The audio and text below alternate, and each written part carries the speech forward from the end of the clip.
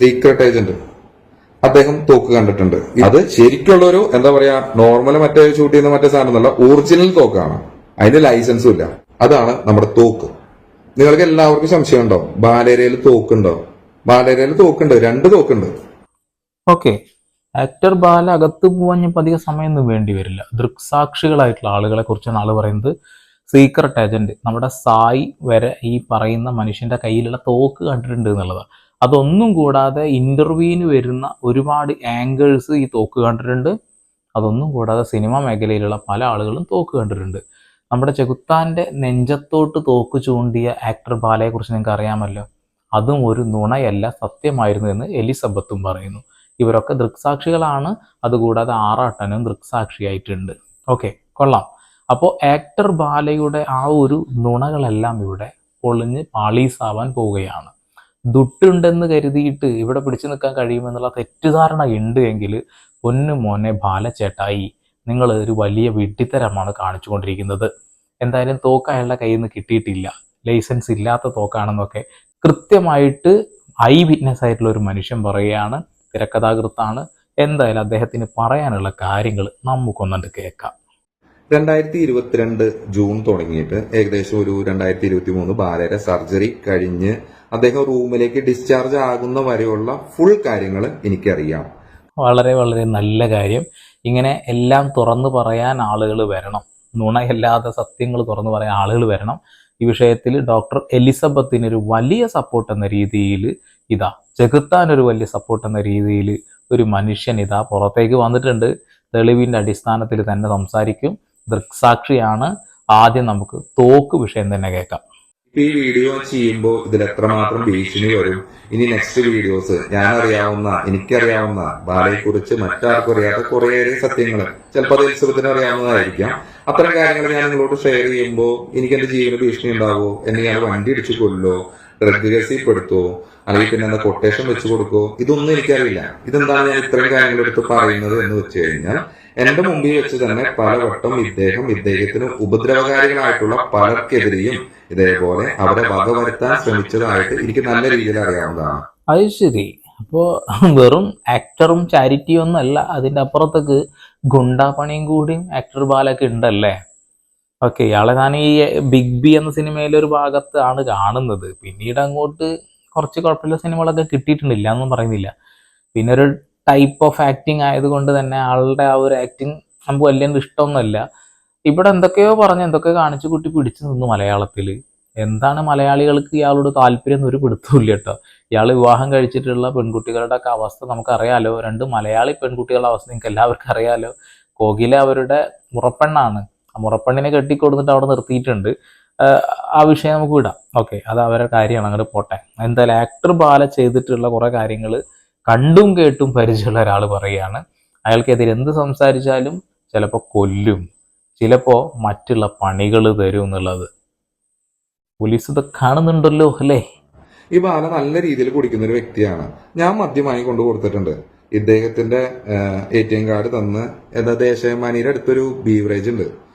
Beverage means beer മാത്രമേ കിട്ടുള്ളൂ. അവിടുന്ന് ഡെയിലി ഒരു 30 ബീർ വെച്ചിട്ട് ഡെയിലി വാങ്ങി കുടിച്ചുകൊണ്ടിരുന്ന ഒരു വ്യക്തിയാണത്.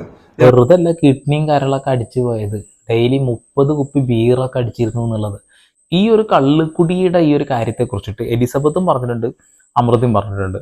അതായത് മുഴുക്കുടിയന കുടിച്ചിട്ട് തന്നെയാണ് കരളും കിഡ്നിയും ഒക്കെ ഒരു കോഞ്ഞാട്ടാക്കി വെച്ചിട്ടുള്ളത്.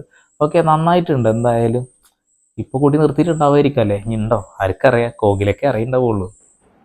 അത് ഒന്നേ ഇറങ്ങണ്ണാണ് സാധാരണ ചെറുത്, മറ്റേത് ഒറിജിനൽ തോക്കുണ്ട്.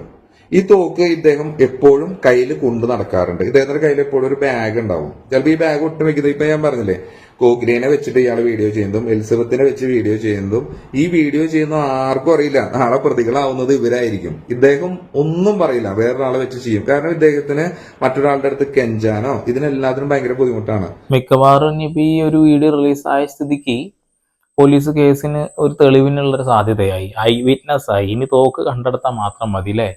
അപ്പൊ തീർച്ചയായിട്ടും പണി കിട്ടാൻ സാധ്യതയുണ്ട്. കൈയും കാലും പിടിച്ച് കെഞ്ചേണ്ട അവസ്ഥയിലേക്ക് എത്തി എന്നുള്ള കാര്യം തർക്കം വേണ്ട.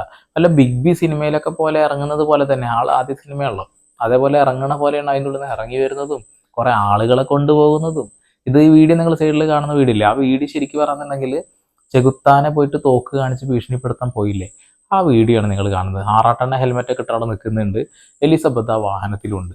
ഓക്കെ, കൊള്ളാം. തോക്കിന്റെ കാര്യം ആദ്യം പറയാം. ഈ തോക്ക് ഞാൻ അന്ന് വന്ന ജനുവരി 2, 3 എന്തോ ആണ് ഞാൻ അദ്ദേഹത്തിന്റെ അവിടെ സ്റ്റേ ചെയ്യുന്നത്. അന്ന് മുതൽ ഞാൻ ബാലയുടെ ഫ്ലാറ്റിലുണ്ട്. ബാലയ്ക്ക് ഏതോ ഒരു എന്താ പറയുക, ഏഷ്യാനെറ്റിന്റെയോ മഴവിൽ മനോരമയുടെയോ എന്തിന്റെ ഒരു പ്രോഗ്രാമിനോടനുബന്ധിച്ചിട്ട് തിരുവനന്തപുരത്ത് പോകേണ്ട ഒരു ആവശ്യം ഉണ്ടായപ്പോൾ എന്നോട് ഫ്ലാറ്റ് ഒന്ന് നോക്കാമോ ലിജേഷ്. അപ്പൊ ഞാൻ പറഞ്ഞു ഞാനിവിടെ സാറില്ലാതെ എങ്ങനെയാണെന്ന് ചോദിച്ചപ്പോൾ അദ്ദേഹം എന്നോട് പറഞ്ഞത്, ലിജേഷ് ഇവിടെ ഇരുന്നാൽ മതി, ഫുഡിന് ഇവിടെ എല്ലാം വേലക്കാർ കാര്യങ്ങളൊക്കെ ഉണ്ട്, ഫുഡ് കാര്യങ്ങളെല്ലാം കിട്ടും, ജസ്റ്റ് നീ ഇവിടെ നിന്നാൽ മതി, നിന്നെ വിശ്വസിച്ച് ഏൽപ്പിച്ചിട്ട് പോകാനാണെന്ന് പറഞ്ഞ് ഇദ്ദേഹം അന്ന് ആ പ്രോഗ്രാമിന് കാര്യങ്ങൾക്കെല്ലാം പോയിട്ട് ഇദ്ദേഹം രാത്രി വന്നു. അങ്ങനെയാണ് ഞാൻ പറഞ്ഞത്.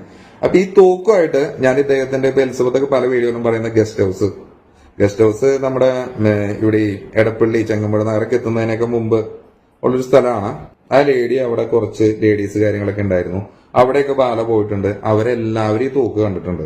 ഓക്കെ, അത് ശരി. ബാലയുടെ തോക്ക് എല്ലാവരെയും കാണിച്ചു കൊടുത്തിട്ടുണ്ടല്ലേ.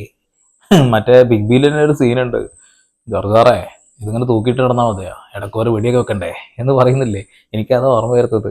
നടന്ന് കാണിച്ചു കൊടുക്കുന്നുണ്ട്, ഇത് വെടി വെക്കാനുള്ള തോക്കാണെന്ന് പറഞ്ഞിട്ട്. കൊള്ളാം കൊള്ളാം കൊള്ളാം. പിന്നെ ബാലയുടെ തോക്ക് കണ്ട കുറെ വ്യക്തികൾ, കുറെ സിനിമാ താരങ്ങൾ ബാലയുടെ തോക്ക് കണ്ടിട്ടുണ്ട്.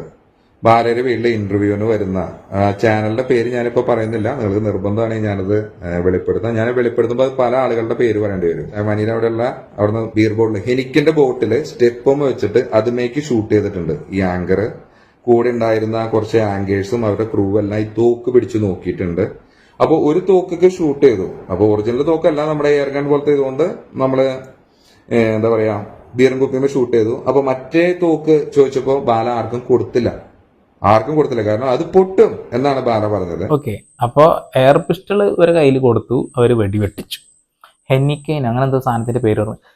ഒരു കുപ്പി ഒരു സൈഡിൽ വെച്ചിട്ട് അത് വെടി പൊട്ടിച്ചു എന്ന് പറയുന്നത്. ഇയാളുടെ വീട്ടിൽ, ഈ ആക്ടർ ബാലയുടെ വീട്ടിൽ വന്നിട്ടുള്ള ആങ്കേഴ്സിനെ കുറിച്ച് നിങ്ങൾക്ക് വ്യക്തമായിട്ട് ധാരണ ഉണ്ടാവും. അധികം ആൾക്കാരൊന്നും വന്നിട്ടില്ല. വന്ന ആളുകളൊക്കെ ആക്ടർ പോലെ അതാണ് ഇതാണെന്നൊക്കെ പറഞ്ഞ് നടന്ന ആളുകളാണ് അല്ലേ. അപ്പോൾ കുറേ എണ്ണം ഉണ്ട്. കുറേ എണ്ണം എന്ന് പറഞ്ഞാൽ ഒരെണ്ണം നിരന്തരമായിട്ട് ഏറി കയറുന്ന ഒരു ആങ്കറാണ്. നമ്മൾ പേരൊന്നും പറയുന്നില്ല, ആള് തന്നെ പേര് പറഞ്ഞോളൂ. പേര് പറയേണ്ടി വരും മിക്കവാറും. ഇതൊക്കെ ദൃക്സാക്ഷികളായിട്ടുള്ള ആളുകളാണ്, നിർബന്ധമായിട്ട് പറയേണ്ടി വരും. ബാലരയിൽ തോക്കുണ്ട് എന്ന് ഞാൻ പറയുന്നു, ഞാൻ കണ്ടിട്ടുള്ളതാണ്. ഈ ചെകുത്താന്റെ വീട്ടിലേക്ക് ആറാട്ടെണ്ണം തോക്ക് കണ്ടുണ്ട്. പിന്നെ തോക്ക് കണ്ട വ്യക്തികളെ ഞാൻ പറയാം. ഇതേപോലെ തന്നെ പ്രമുഖ ചാനലിലെ ഒരാള് സീക്രട്ട് ഏജന്റ്, അദ്ദേഹം തോക്ക് കണ്ടിട്ടുണ്ട്. ഇതൊക്കെ ഇവര് പറയുമെന്ന് എനിക്കറിയില്ല, ഇവരൊക്കെ അവിടെ വന്നിട്ടുള്ളതാണ്. ഞങ്ങൾ 3 ബെൽറ്റ് ആ പറയുന്ന ടൈമില് ബാലയും ആറാട്ടെണ്ണനും ഞാനും സീക്രട്ട് ഏജന്റിന്റെ കൂടെ ഉള്ള ഒരു വ്യക്തിയും കൂടി ഒരുമിച്ചെടുത്ത ഫോട്ടോ, ആ ഫോട്ടോ കാര്യങ്ങളൊക്കെ അന്ന് അതിൽ ഞാനുള്ള ഫോട്ടോ വന്നില്ല, അല്ലാതെ അവർ ഒരുമിച്ചിരിക്കുന്ന ഫോട്ടോ വന്നിട്ടാണ് ബെൽറ്റ് എന്ന് പറഞ്ഞത്. അപ്പൊ ഈ പറഞ്ഞ ഒരുവിധ ആൾക്കാർക്കൊക്കെ ബാലരയിൽ തോക്കുണ്ട് എന്നറിയാം. അപ്പൊ ആക്ടർ ബാലയുടെ കയ്യിൽ തോക്കുള്ള വിവരം ഒരുപാട് ആങ്കേഴ്സിന്, ഒരുപാട് നടന്മാർക്ക്, അതിൽ സായിക്കൊക്കെ അറിയാന്നാ പറയുന്നത്. ഓക്കെ, സായി ഇവർക്കെതിരെ ഒരു വീഡിയോ ചെയ്തപ്പോൾ ബാല വന്ന് ഡയലോഗ് അടിച്ച് നിങ്ങൾ കേട്ടിട്ടുണ്ടാവും. സായിനെ ഞാൻ അങ്ങനെ വിചാരിച്ചിട്ടില്ല എന്നുള്ളത്. ഒരു കാര്യം പറയട്ടെ, നമ്മൾ നിരന്തരമായ ആളുകളെ സഹായിക്കുന്നുണ്ട്, തന്നെ കൂട്ടുക, പാവപ്പെട്ടവരെ സഹായിക്കുന്നുണ്ട്, നമുക്ക് നല്ല സുഹൃത്തുക്കളുണ്ട്, ഒക്കെ ഉണ്ട്. പക്ഷേ നമ്മൾ ചെയ്യുന്ന ഒരു ഊളത്തരത്തിന് അവർ കൂടെ നിൽക്കണമെന്ന് നിങ്ങൾ വിചാരിക്കുന്നുണ്ടെന്നുണ്ടെങ്കിൽ അതൊരു വലിയ മണ്ടത്തര. ഇപ്പം നിങ്ങൾ ചെയ്ത ഒരു തെറ്റ് അത് ചൂണ്ടിക്കാണിക്കുക എന്നുള്ളത് ഒരു സാമൂഹിക പ്രതിബദ്ധതയുള്ള ഏതൊരു മനുഷ്യൻ്റെയും കടമയാണ് അല്ലേ. സ്വാഭാവികമായിട്ടും ഇങ്ങനെ വീഡിയോ റിയാക്ട് ചെയ്യുന്ന ആളുകളാണ്, നമ്മളൊക്കെ റിയാക്ട് ചെയ്യും. ഇനി സായി ഈ തോക്ക് കണ്ടോ കണ്ടില്ലേ എന്നൊക്കെ പറയുമായിരിക്കാം, നോക്കാം നമുക്ക്.